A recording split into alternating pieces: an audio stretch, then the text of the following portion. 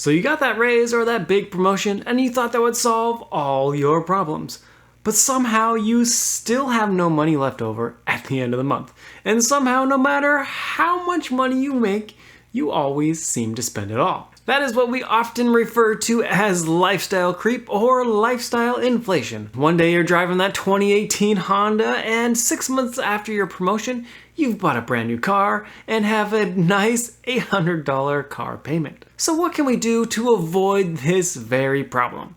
Follow along and I will break it down in this video, but first, don't forget to hit that subscribe button if you want more content like this. So lifestyle creep is basically this thing that happens where every time you make more money, your spending habits raise to match how much more money you're making, and you never really feel like you're better off. It is interesting because none of the individual spending decisions necessarily feel wrong.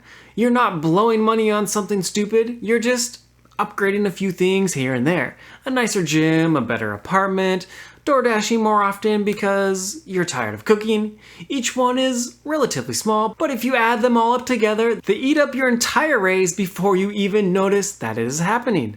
Almost everyone has fallen into this trap at some point, and it is one of the biggest reasons for people not being able to build wealth. There are three main categories that most people fall victim to for lifestyle inflation. Those are housing, subscriptions, and the treat yourself category.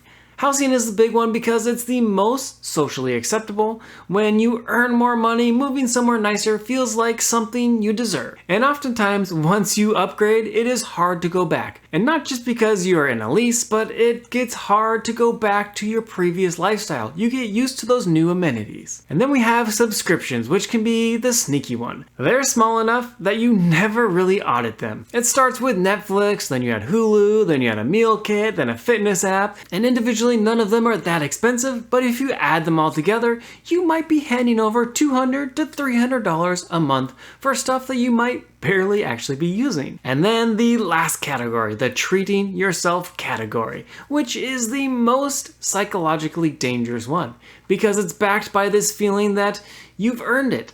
New clothes, nicer restaurants, better tech. The treat becomes your new baseline. And once something is your baseline, it is hard to go back down to what you were doing before. So what can we actually do to use our money more wisely when we get that promotion or raise so we can actually build lasting wealth? Here is the simple move that I like to do to help me manage my lifestyle creep. The second I get a raise, I automate the difference. Before I even see it hit my checking account, it's already going somewhere. Maybe a 401k contribution bump, maybe extra to a brokerage account, or maybe more towards my housing payments. Whatever the goal is, use a portion of your raise towards your long-term goals. The key word here is before, because if your money lands in that checking account first, there's a good chance you're going to spend it, and it almost always happens. Another way to look at this is the lifestyle floor concept. In this concept, you never let your baseline living expenses raise faster than your saving and investing rate. Think of your lifestyle as the floor, the minimum you need to maintain your life.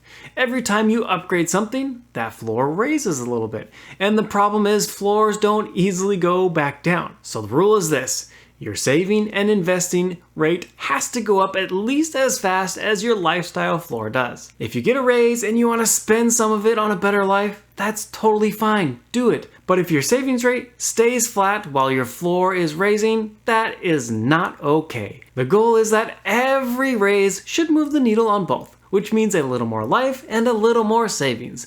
Do this and you will start to see your wealth build faster and faster. I'm curious, is there something you have added after a raise that you didn't need? Comment below. Mine is way too many shoes. Thank you so much for watching, and I will see you in the next one.